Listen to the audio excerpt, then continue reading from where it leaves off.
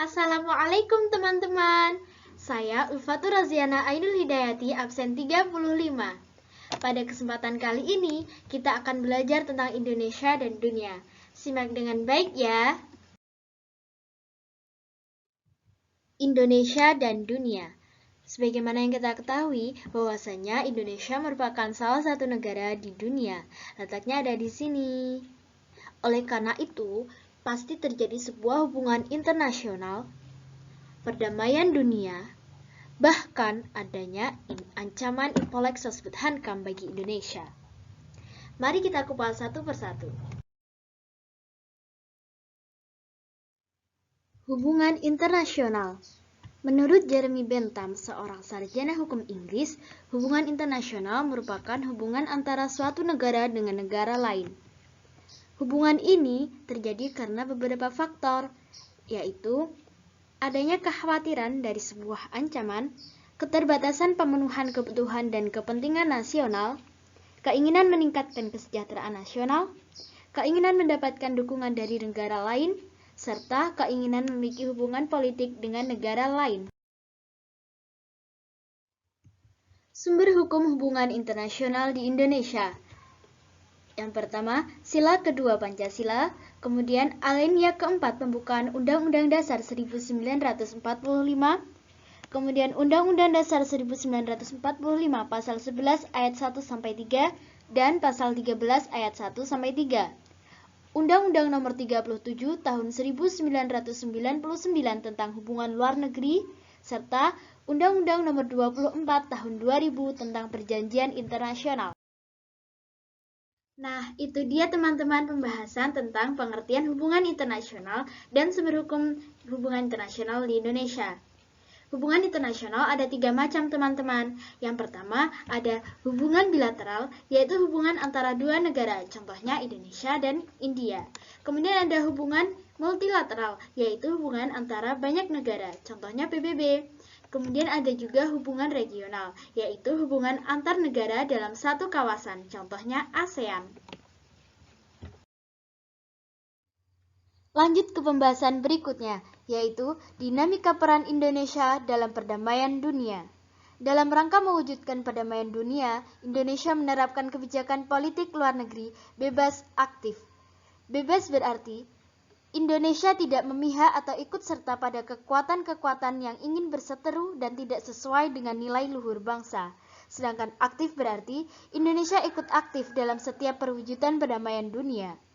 Peran Indonesia dalam perdamaian dunia melalui hubungan internasional antara lain menjadi salah satu anggota PBB, menjadi salah satu pelopor berdirinya ASEAN, menjadi pendiri dan anggota dari Gerakan Non-Blok, menjadi salah satu anggota Ekonomi Asia Pasifik, serta menjadi salah satu anggota Organisasi Negara Islam di Dunia atau OKI. Politik luar negeri bebas aktif memiliki dampak positif, di antaranya memunculkan sikap toleran, kerjasama, serta cinta damai. Demikian pembahasan kita tentang hubungan internasional dan perdamaian dunia. Lanjut ke pembahasan berikutnya, yaitu ancaman Impolic Hankam dan upaya mengatasinya.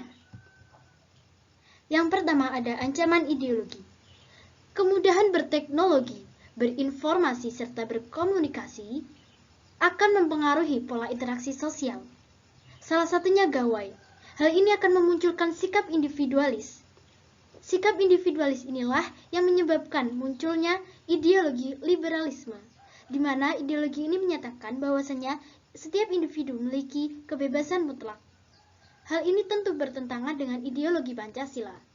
Oleh karena itu, kita perlu upaya dalam mengatasinya. Salah satunya dengan memperkuat nilai-nilai Pancasila dalam kehidupan sehari-hari masyarakat agar menghindari konflik dan perpecahan. Kemudian dengan menyaring dan menyebarluaskan setiap informasi dengan bijak.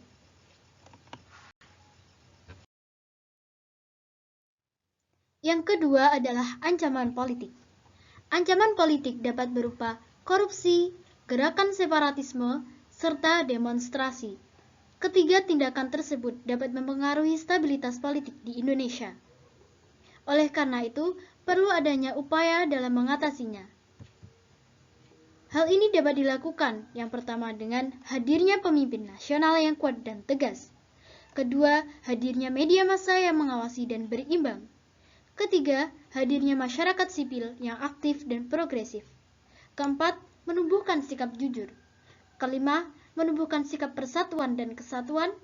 Keenam, menumbuhkan sikap kekeluargaan dan saling menghargai, serta menumbuhkan kepercayaan masyarakat terhadap pemerintahan yang bersih dan jujur. Yang ketiga adalah ancaman ekonomi. Perkembangan teknologi di era globalisasi memudahkan akses internasional di beberapa negara. Hal ini memudahkan masyarakat Indonesia untuk membeli produk di luar negeri. Selain itu, sikap lebih mencintai produk luar negeri dapat berpengaruh dalam ekonomi Indonesia. Selain itu, persaingan antar tenaga kerja juga semakin ketat karena adanya teknologi-teknologi terbaru. Oleh karena itu, perlu adanya upaya dalam mengatasi ancaman tersebut. Yang pertama, dengan meningkatkan kuantitas dan kualitas produk dalam negeri. Yang kedua, menanamkan cinta produk dalam negeri. Yang ketiga, meningkatkan efisiensi tenaga kerja dalam negeri. Yang keempat, meningkatkan kepercayaan masyarakat terhadap produk dalam negeri. Yang kelima, menciptakan lapangan pekerjaan. Dan yang terakhir, menciptakan iklim usaha yang kondusif. Selanjutnya adalah ancaman bidang sosial budaya. Aspek sosial budaya berkaitan dengan tata laku atau nilai yang lahir dan berkembang dalam masyarakat. Kemajuan ilmu pengetahuan dan teknologi mengancam lunturnya nilai-nilai budaya masyarakat Indonesia. Ancaman-ancaman tersebut antara lain: yang pertama, muncul gaya hidup konsumtif dan hedonisme. Kedua, muncul gejala westernisasi atau sikap kebarat-baratan. Dan yang ketiga ialah rendahnya sumber daya manusia. Hal ini dapat diatasi dengan cara sebagai berikut. Yang pertama, menyaring nilai-nilai budaya asing yang masuk. Yang kedua, senantiasa memperkuat nilai luhur budaya Indonesia. Yang ketiga, meningkatkan soft skill dan hard skill untuk memajukan Indonesia. Yang keempat, mencintai dan melestarikan budaya Indonesia, serta meningkatkan rasa nasionalisme. Ancaman selanjutnya ialah ancaman di bidang pertahanan dan keamanan. Antara lain, adanya terorisme, spionase, illegal fishing, serta konflik perbatasan. Ancaman-ancaman tersebut dapat diatasi dengan beberapa hal sebagai berikut. Yang pertama, memperkuat sistem pertahanan dan keamanan negara. Kedua, masyarakat ikut berperan aktif dalam menjaga kedaulatan negara.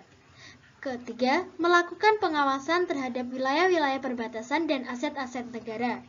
Dan memperkuat Badan Pertahanan dan Keamanan Negara. Nah, oke teman-teman, pembahasan kita kali ini sudah selesai. Jangan lupa sebagai pelajar, kita juga harus memupuk rasa nasionalisme dan patriotisme kita, serta senantiasa giat belajar demi Indonesia. Sekian pembahasan kita kali ini. Semoga bermanfaat. Kurang lebihnya mohon maaf. Tetap semangat dan terus belajar. Wassalamualaikum warahmatullahi wabarakatuh.